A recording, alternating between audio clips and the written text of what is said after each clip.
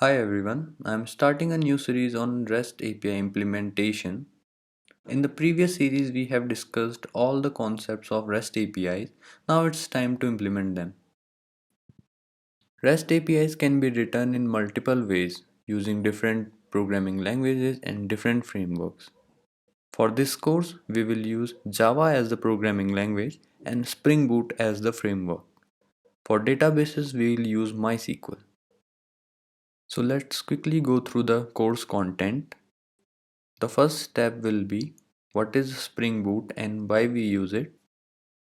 In the second step, we will learn the concepts like dependency injection and AOP.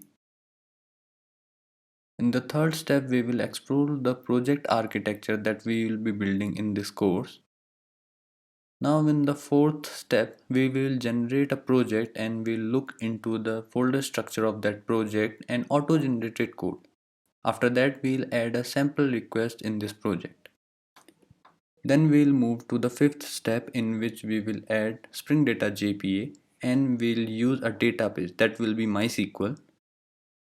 In the sixth step, we will use HTTP methods and we'll complete the CRUD operations in this project. In the seventh step, we will create all the entities and we'll maintain the relationship between those entities. Then we'll move to the step 8 that will be developing all the components in this project. After that, we'll move to the step 9 where we'll create custom queries and we'll handle the exceptions. After completing this, we will look into the logging with AOP. And the last step will be the HATIOS where we'll create the level 3 REST API using Spring Boot, MySQL and Java 8. So let's get started.